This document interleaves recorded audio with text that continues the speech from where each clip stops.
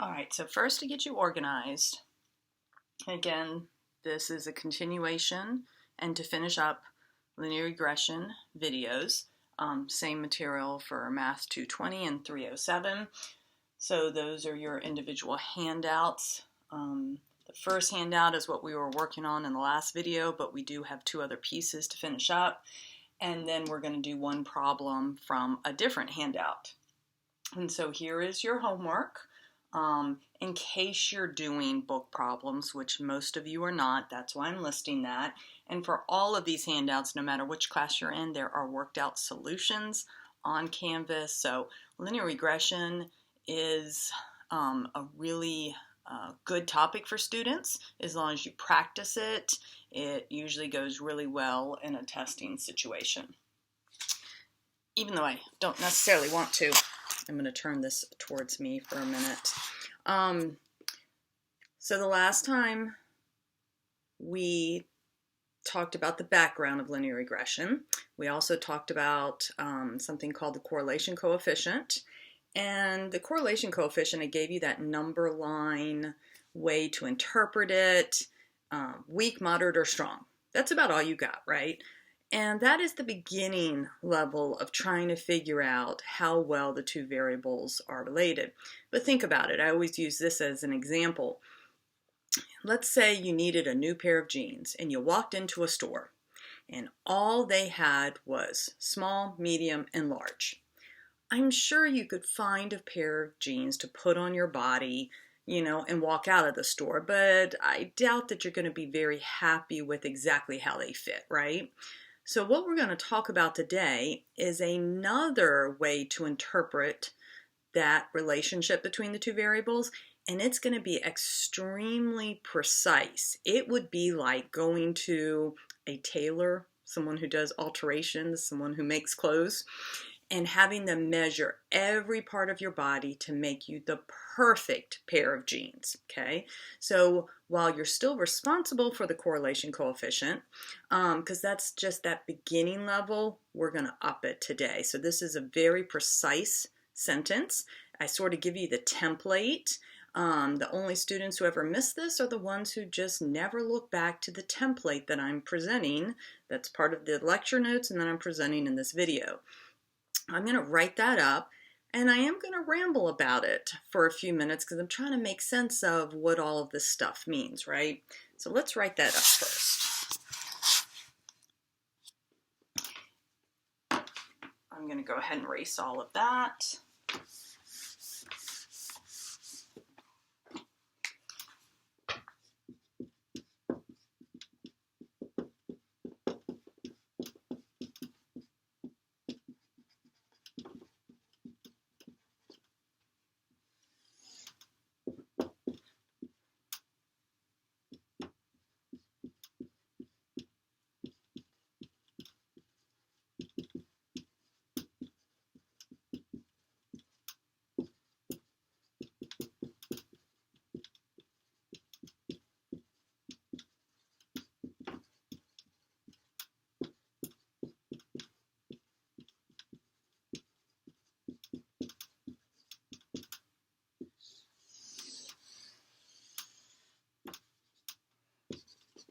Okay, so what have I written?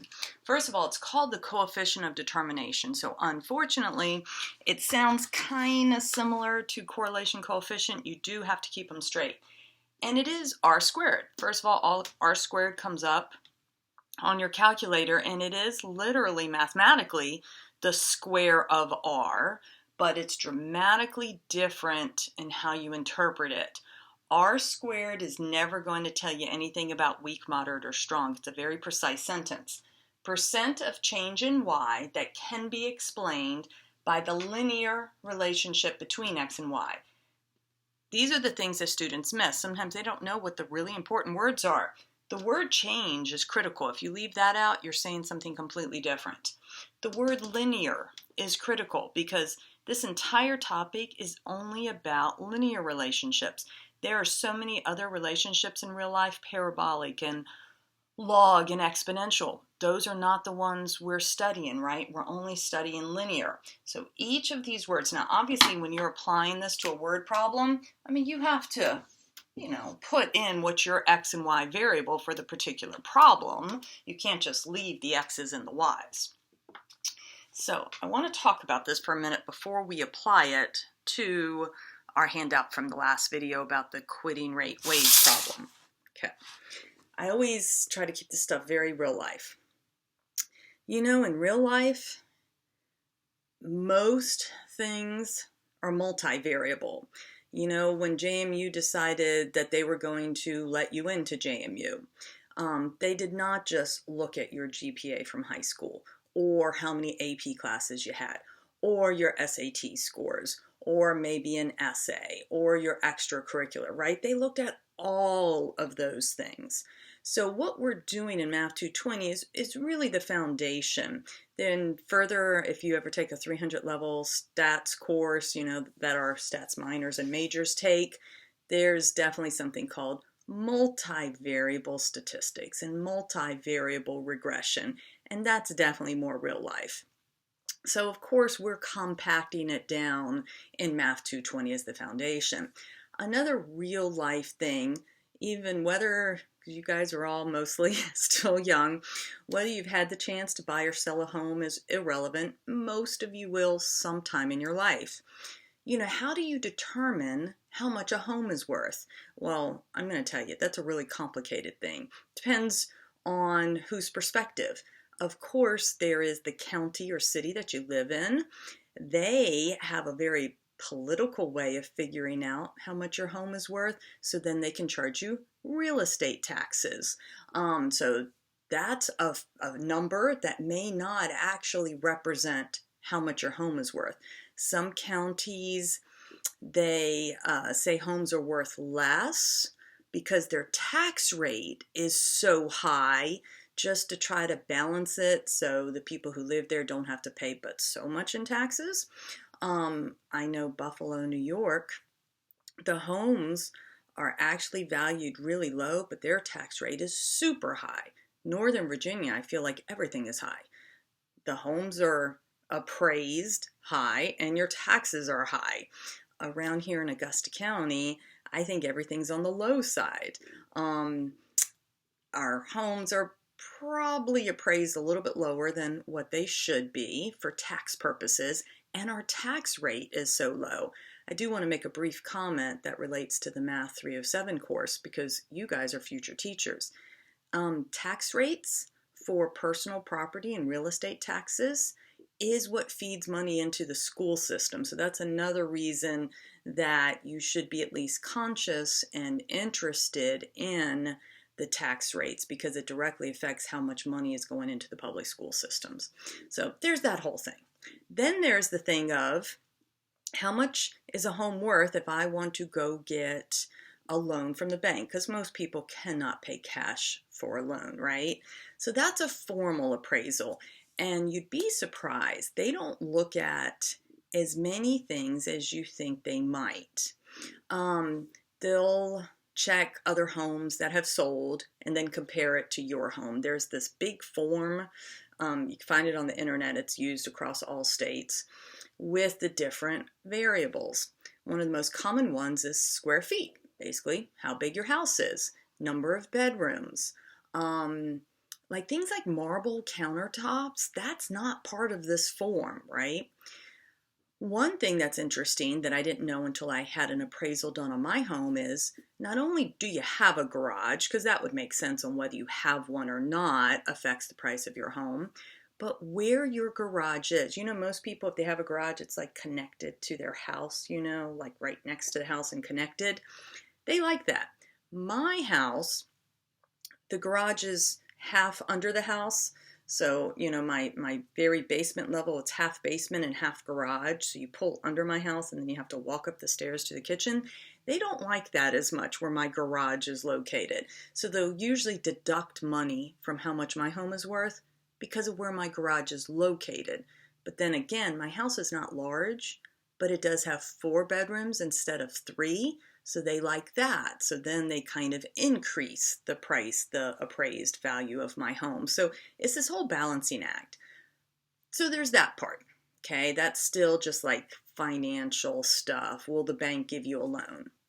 But truly, when people talk about how much a home is worth, it really comes down to how much can I actually sell my home for, right?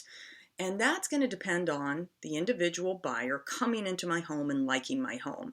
And that's where the carpet and the paint and the marble countertops, and that's why also there's brand new businesses that have popped up in the last 5 years for staging a home to make your home look really pretty so it will attract buyers. So then there's that whole part of how much I can sell my home for. I've rambled just to show you how complicated it is in real life to figure out how much a home is worth. And each one of those examples is multivariable. Well, we don't get to do that here. We're just going to study two variables. So I want to make sense of this sentence right here. So I'm going to ramble for about 2 more minutes. I'm going extreme. I often find extreme examples help students understand things. I do like trees. You know, big trees. Ow. So let's say I go into my neighborhood and I count how many trees are in everyone's yard. And then I also, look to see how much the home is worth. If I run the linear regression, price of the home versus the number of trees in their yard, I am probably going to come up with a really low r-squared. I'm going to make up a number. Let's say 5%. So when I make this sentence, I would say 5% of the change in price. Okay, I guess the word that doesn't need to be here. That's not good English.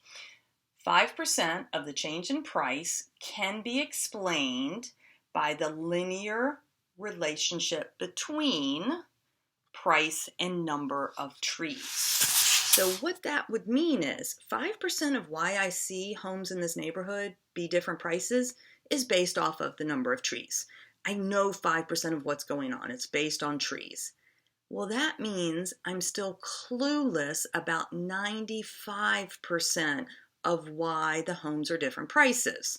I know 5%, it's trees. 95% is from all those other variables I did not study. Number of bedrooms, where your garage is, square feet, all of that other stuff. So that's terrible, right? Let's say I get smart and then I'm like, okay, let me just look at square feet of the homes. When I do that, maybe I'll come up with 80%.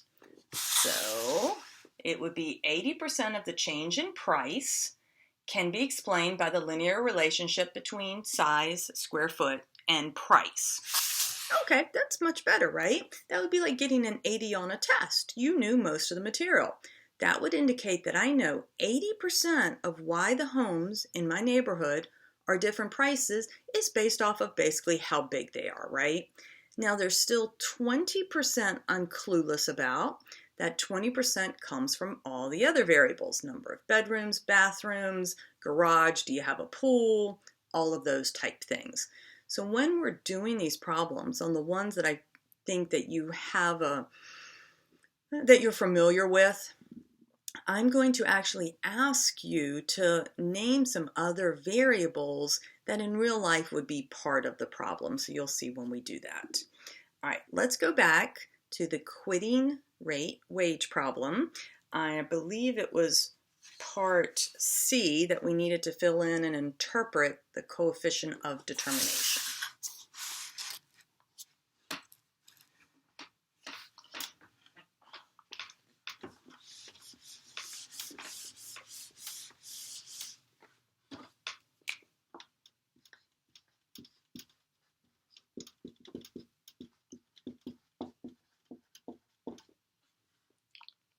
And remember, on that problem, we had already identified the variables.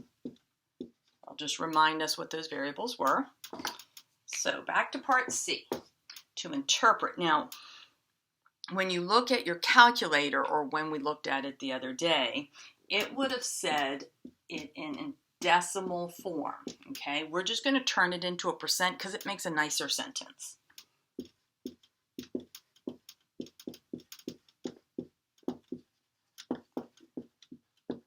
So 72.86% of the change in Y is quit rate, can be explained by the linear relationship, BW, between wage and quit rate. When we're in the classroom, usually I have a student ask me if it matters the order that you write the last two, and it does not matter.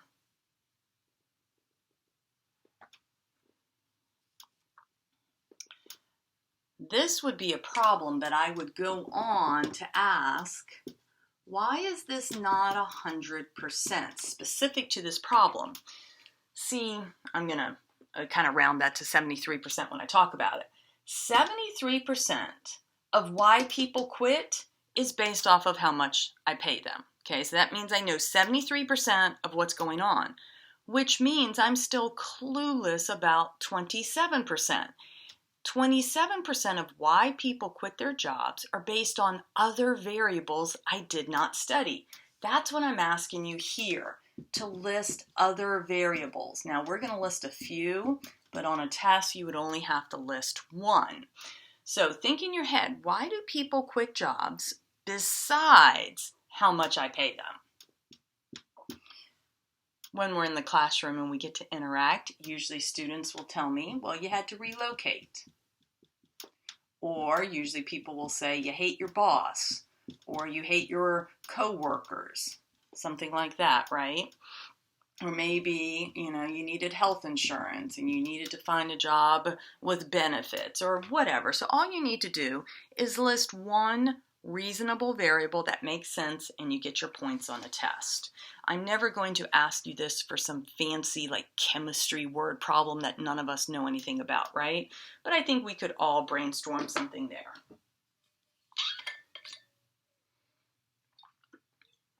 Okay, there's one other very specific interpretation we need, and it's on slope. So let's take notes on the generic, then we'll come back to this problem and do it for this problem. Then we're going to do one more whole problem start to finish.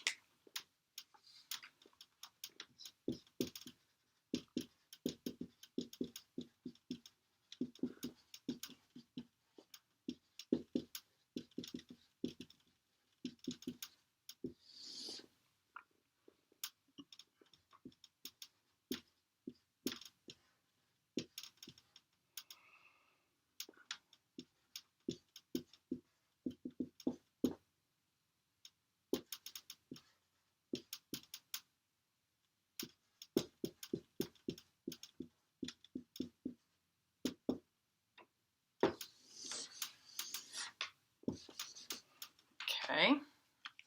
While this does not probably look nice, I promise you it's going to make a beautiful sentence. As x increase or decrease 1 unit, y increases or decreases slope units. I'm going to turn the camera towards me now for a minute. So, well, no, let me start here for a minute. You do not have to write this, and this is why what I'm about to write is not on the formal notes. I just want to remind you of something. We're not actually calculating slope, but if you think back to algebra class, how did we calculate slope? y2 minus y1, x2 minus x1, right? It was the change in y over change in x. Well, this is saying, what about if you just change this 1? Maybe you send your x's from 4 to 5 or 9 to 10 or whatever. If you just change x 1, then there's going to be a 1 in the denominator of the fraction, right? When you subtract the two x's. Well, we don't need to write a 1 in the fraction. So basically, the slope turns out to be how the y is changing. And that's why that ending part makes sense. Now I'll turn it back to me. So, I have 2 different classes watching this video. Math 220 students, well, all of you would have taken an algebra course at some point, right? So Math 220, I'm probably just asking you to remember when you were in 8th or 9th grade. And Math 307, yes, you get to think about that, but you also get to think about in case you ever teach algebra class, and myself included. Most of the time in, Algebra 1 in high school, we get really good as teachers getting students to calculate slope. We give them the data points and they calculate the slope, right? Or on a piece of graph paper, we teach them how to count up and over. Students get really good at that.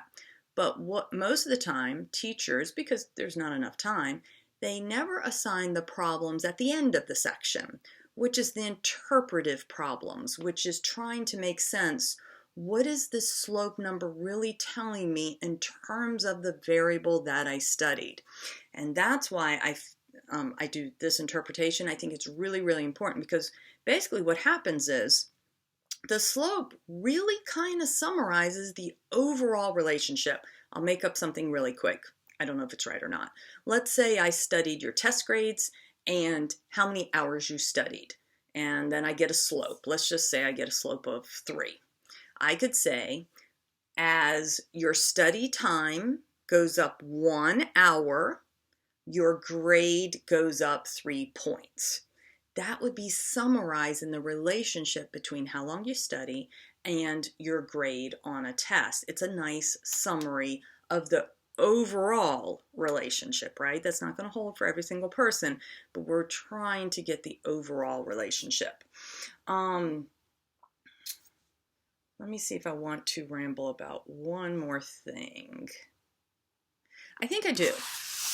So this is more geared for Math 307, but it's only going to take 1 to 2 minutes. So Math 220, you can just hang in there. Let me go back. And again, you do not have to write this down, okay? Remember, that's how we all grew up with slope. I don't know if anybody ever questioned or has ever questioned why they do the 2's first and then the 1's. Because since they did that, it seems like it's a really critical thing. Like, for some reason, you have to do the second point minus the first point. And that is not the case at all. I do not have the answer of why this is the original notation. All I do know is, because I tutor students, that this confuses them. So if there's, in some algebra book, the points 2, 4, and 1, 3, students think they absolutely have to start with this point, as the second point. It does not matter. Sometimes I'll say to a student that I'm tutoring, you can rewrite the points in that order, and that really throws them. So I hate that that's the generic formula that we all grew up with. Another thing, in case you ever teach algebra class, most textbooks, just to save space on the page, they write the points horizontal. And I find lots of students have trouble going back and forth. So I want to point out something that I think is a handy trick that has helped my students. Look at my eraser. Let's say those are the 2 points. They're on some algebra page, right? Calculate the slope. I think it's really handy to take the second one and put it vertically below it, okay? Now, there's no way. The student has to remember they have to do the y's on top. I mean, they do have to memorize something. But going straight down is much easier for them to see. I'm going to do the 4 minus 3. Then I'm going to do the 2 minus 1. So I have found that students who write their coordinate points vertically tend to make less mistakes than the ones who were trying to look at it horizontally. So just a helpful hint for my Math 307 students. All right, let's take this sentence and go back to our quitting rate wage problem.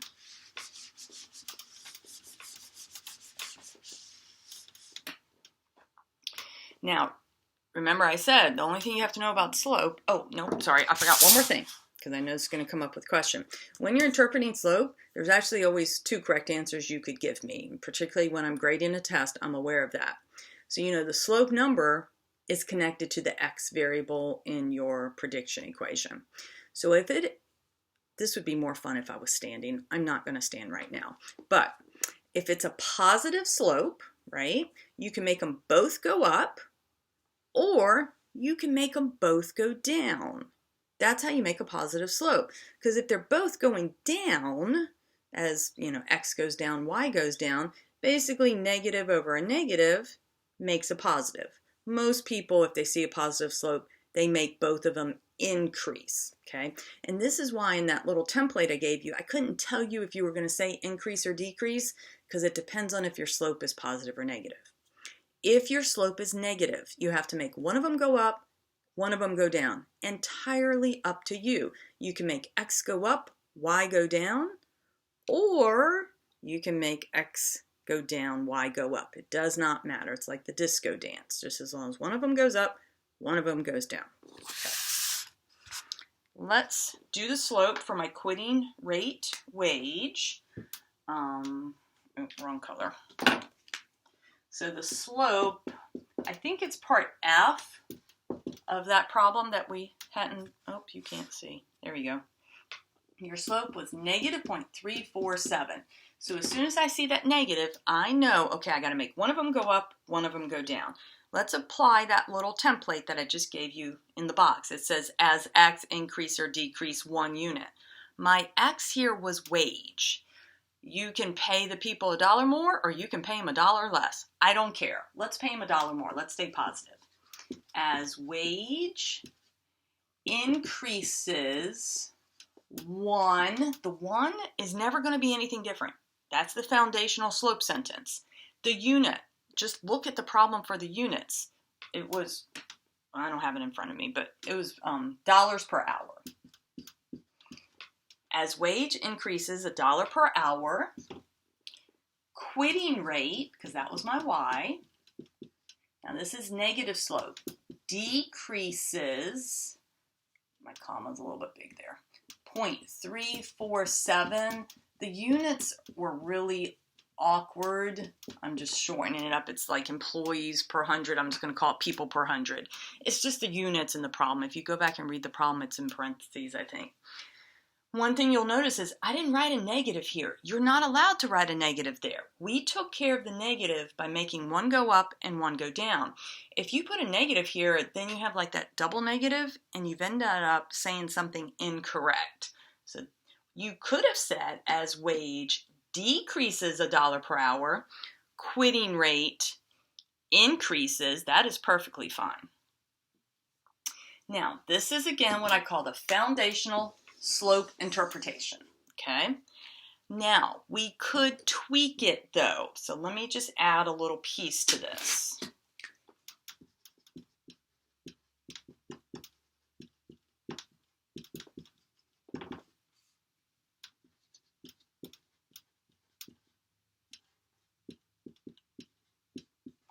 You know, what about if I asked you, hey, what happens to the quit rate if we increase wage $2 an hour? Well, this is just like algebra. Whatever you do to one side, you have to do to the other. You see how I times it by 2? So you could say, well, your quit rate will decrease. I don't feel like doing 0.347 times 2 in my head. 0.347 times 2. 0.694 people per 100.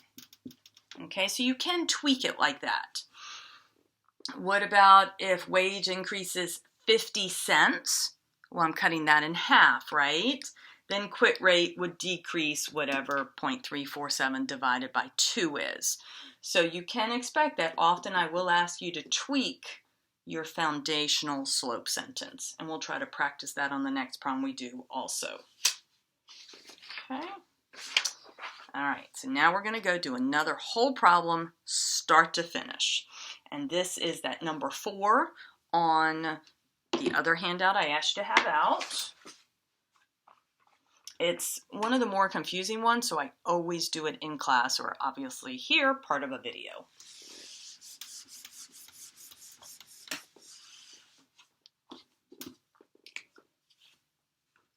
So Math 220, it's handout 6. Math 307, it's handout 15. Both of you, it's number 4 on that problem. I have a copy. Should look like that. And immediately I see, I'm like, why is there 4 columns of numbers? So immediately it looks more confusing than any of the other problems.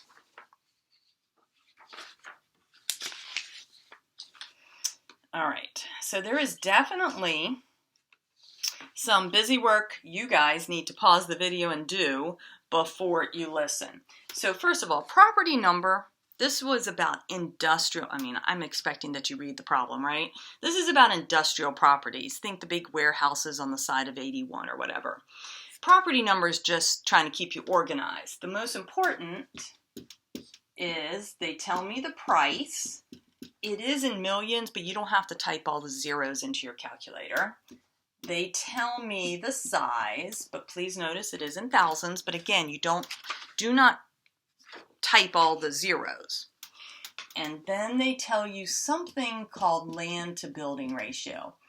And I'm going to leave this up here because I've got to try to remember where I put my different variables, right? So just so we're all on the same page, I want you guys to pause the video. I want you guys to go type in those numbers exactly the way you see them in L1, L2, L3. All right. Now, I also want you to read A and B. Nowhere in there do they give you any indication as to what is the X variable and what is the Y variable. But the reason why the authors of this problem knew that they didn't have to is, remember in the last video we talked about how even if you get your X and Y backwards, you would get the same R, the same correlation coefficient, and that's all they're asking for there. So yes, it is valid that they asked it like that, but I'm a person, I kind of like to know where am I headed with the problem, right?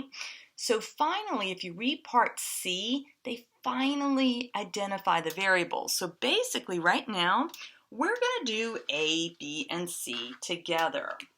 So it's like if you're looking at A and C together, it says predict sale price based on size. And if you're looking sort of at B and C together, we're going to predict sale price based on land to building ratio. So again, instead of just talking about sale price and size, I wanted to know which were the correct variables. That's why I read ahead to part C. All right, so we predict Y based on X. I'm just kind of identifying everything here. Predict Y based on X. All right, let's go do the first one, okay? And this is where it is so critical that you get rid of your bad habit from high school from just hitting the enter key on that linear regression. So you're going to go to Stat Calc, you're going to go to choice 4, you're going to hit enter 1 time. Now, new calculator people, it's saying, hey, where's your X list? Here is, it's like puzzle pieces, right? You have to do all the puzzle pieces. Well, the X is size. Where did I put the size? I put it in L2. And then the Y list, Y is price. Where did I put price? L1. If you do that bad habit from high school of just hitting the enter key, your calculator is always going to do L1, L2. That's not what I wanted. This problem I wanted L2, L1. Old calculator people, the one where it's just blinking at you, right? You have to type second of 2, comma, second of 1, and then hit the enter key. So again, new calculator people, it's more intuitive. Old calculator people, we just have that cursor blinking at us, and that's what you have to type. Where did you put your X's, comma, where did you put your Y's? So do that, and let's see if you got the right thing. I wish I had left myself a little more room.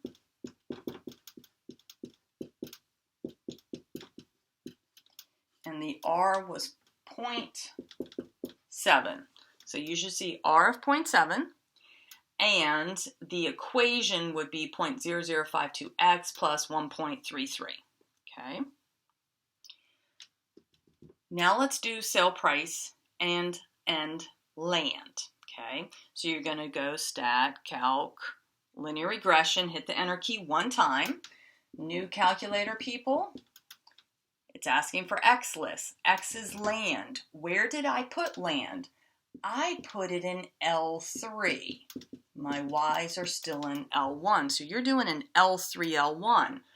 Old calculator, people, when it's blinking at you, you have to do second of 3, comma, second of 1. L3, L1. So lots of times in my class, you're not doing the default L1, L2. You have to think about what are my variables, where did I put my variables, and how do I tell my calculator that? So there's like 3 puzzle pieces you've got to get together. When you do this one, you're going to see you come up with a correlation of negative 0.33.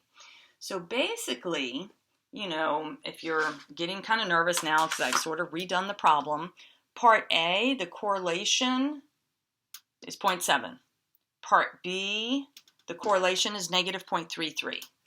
Part C asks you to pick the winner, basically. Which one is stronger?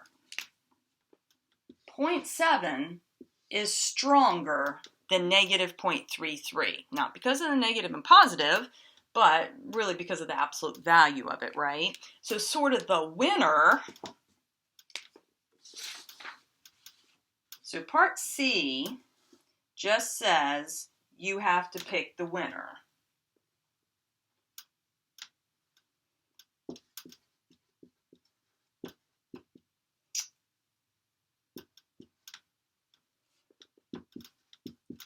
There is a stronger relationship between price and size than there is between price and land, okay? And part D says, okay, since you've now chosen, they want you to tell the predictor equation for the one you chose. So technically that's the answer to part D. Now, I have added a bunch more stuff to it to try to make this more of a full problem. So I had to kind of keep reminding you, hey, we're going to be doing everything on size, this equation. Okay, so let's continue to work through this problem.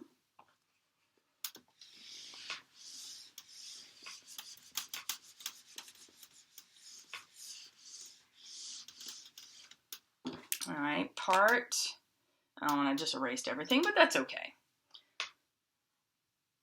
Part E, we want to interpret the correlation coefficient, right? So let me first remind us as to the formula I said we were going to use earlier. Okay, part E, it wants you to interpret the 0.7 that we had seen earlier. This is moderate and positive. Okay, all I need is 2 words. I don't need a sentence. You have to tell me if it's inverse or positive, and weak, moderate, or strong. Now, it's really easy to forget to tell me it's positive because you know the calculator is not going to show you a positive sign. So, make sure you remember. Part F now is asking you to interpret the coefficient. Let me make sure I'm on the right piece. What is the coefficient of determination? Interpret this. It's approximately 0.49. If you have your calculator out, you'll be able to see the precise one. Unfortunately, I was lazy and I just squared the R. So if yours is more precise, that's even better. 49% of the change in, well, what was our Y? Our Y was price. And that's why I had labeled everything on the other screen so I wouldn't have to keep remembering what my variables were. 49% of the change in price can be explained by the linear relationship between size and price. So this means I know 49% of what's going on, why these industrial properties are changing price. It's because of how big they are, right? This is very similar to what I was rambling about with square foot of residential homes earlier, okay? But you know, if you got a 49 on a test, I don't know if you'd be feeling really good about that, right?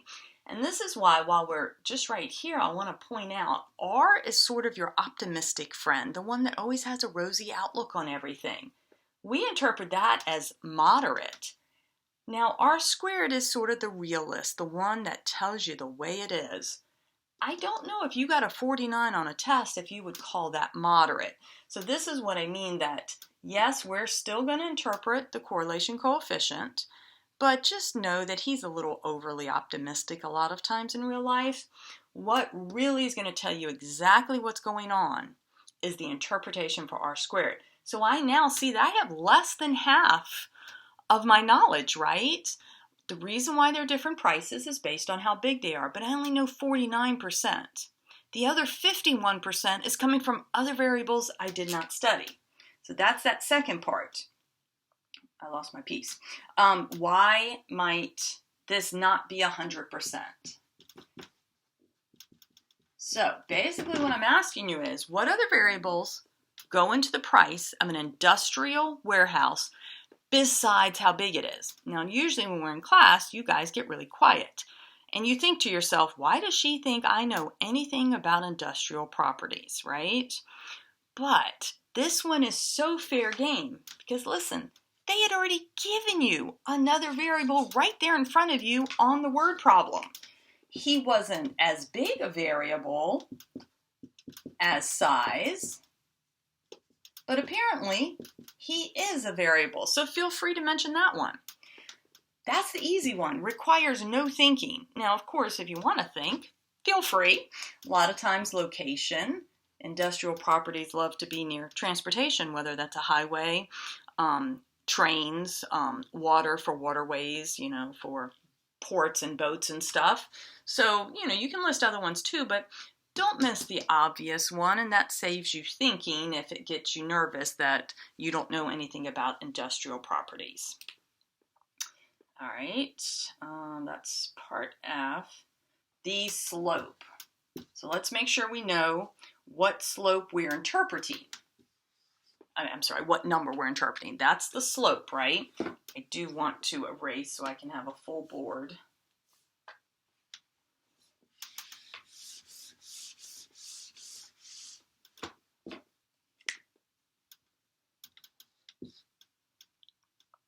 So as x increases 1 unit, our x is size. Increases 1, but remember, you have to look back to the unit. The unit was thousands of square feet. Oh, I forgot my square. Thousands of square feet. Price will increase. I made them both increase since I had a positive slope. 0.0052 millions. Okay. So, and because that was the unit, right? There are ways on a test for me to make you take this technically correct sentence, but to reword it in what I like to call human language, a sentence that anyone can understand. First of all, this is so awkward. Let's rewrite that as size increases 1,000 square feet. That, oops, I'm erasing it. That already looks better than that, right? I didn't write it like that to begin with because I didn't want you guys to think, oh, she just increased 1,000. I thought she said we were supposed to do 1. Yeah, well, the units were 1,000. Okay. Price increases. Guys, nobody talks like this in real life. Nobody says, oh, I paid 0.0052 millions for whatever. I want everybody to pause the video and translate that, because I do expect that you can translate that to what I call regular dollars, how we would talk to our neighbor and get them to understand what we're saying. everybody, if you start talking about 0.0052 millions to your neighbor, they're going to look at you like you're crazy, right? So pause the video, decipher that, and then come back. All right, so I'll give you a hint to see if you think you're right. It's approximately how much an in-state student pays for tuition at JMU a semester. So if you wrote 52,000, that is not the correct answer. And if you wrote 500, that is not the correct answer. There are two ways to do this. You do have to know that a million has 6 zeros in it. So you could just move your decimal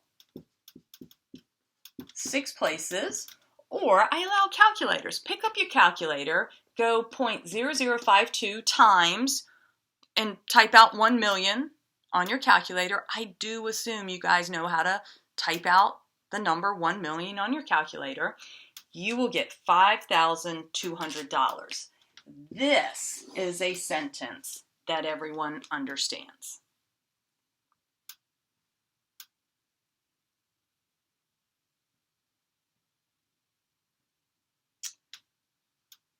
Predict price. Okay. I do want to throw, or at least mention, one other thing.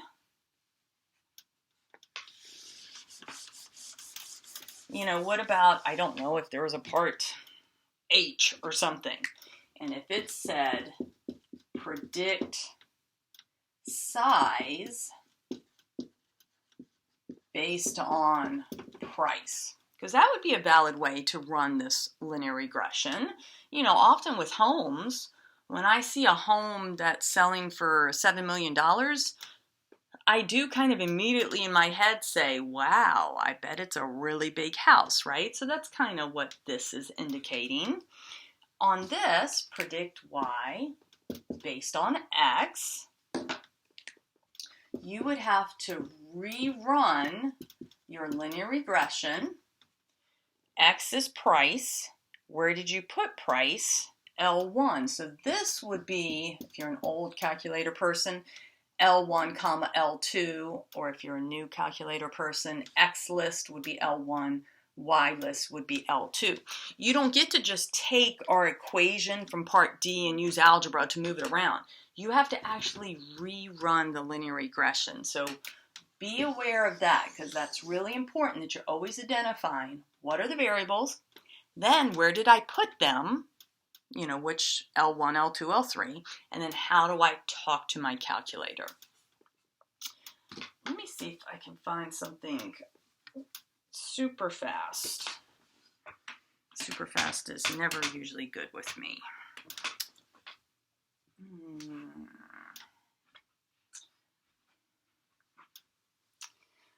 No, I'm not going to be able to find it fast. Maybe we'll do that during one of our synchronous classes. There was an article from the newspaper, and it was, I'll turn this towards me, it was one of the few articles, we'll have a few more notes in a minute, but one of the few articles that actually used all the correct words. It was talking about links and association. It was not using the word cause. It was even admitting that they had come up with some, through doing a study, some conclusions they didn't really understand and they needed future research. So in case on the notes, if you see something about a BPA article, I'll talk about that in the future. All right, just a couple of other random things. Let's see, at first I listed the homework at the beginning, so I don't have to do that. This will just be a couple more minutes. Again, I always kind of like to point out when, in an intro to stats course, we can't tell you everything, right? But this is a quick thing to just mention. Something called influential observations.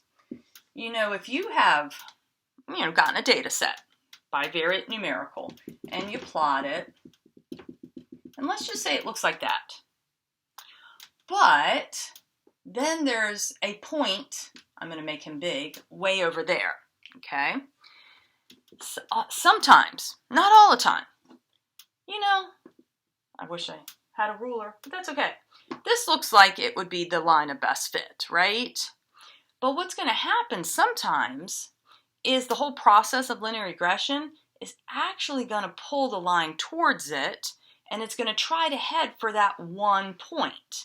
We don't ever want one point to have that much effect, right? When there's maybe 50 points over there, we don't want that one to have too much effect.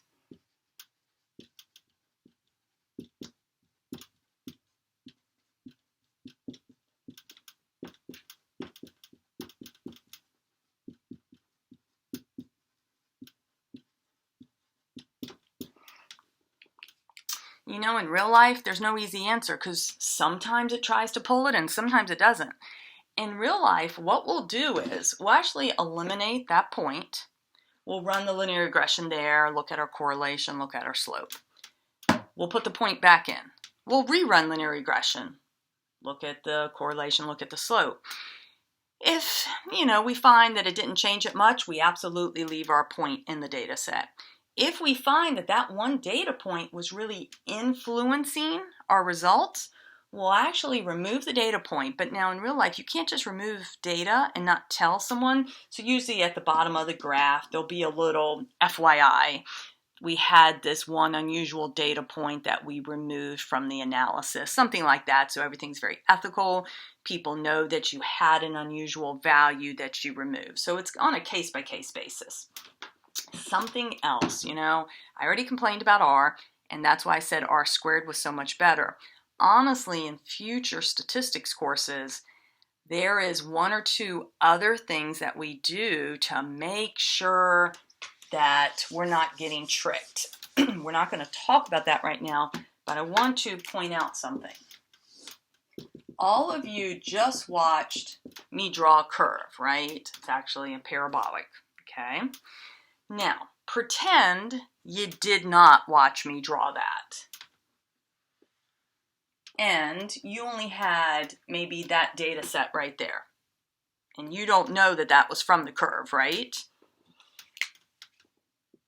Linear regression is going to run a linear line linearly straight through, and you're probably going to come up with an R of 0.99 and an R squared of 0.99. You're going to think that you have the absolute most best linear relationship in the world when you actually didn't. It was part of the curve, right? Those were not linear points, but it's sort of a calculus concept. When you zoom in, it's going to look linear. So R and R squared will both get tricked here. So there is something called a residual plot, and there's other graphs that we do that are more sensitive, and they don't get tricked. In Math 307, we may do this during one of our classes together, what that next step is. Math 220, we do not worry about it. But just know that R and R squared are not the end-all in real life. Yes, it's for the Intro to Stats course, right, to give you the meat of it, but there are other things we do in real life just to ensure that we really did have a really good, valid, linear relationship. All right, so that is all for linear regression. Again, you probably have 4 or 5, 6 to 7 problems with answer keys that you can practice on Canvas, and then make sure you ask me if you get stuck on anything.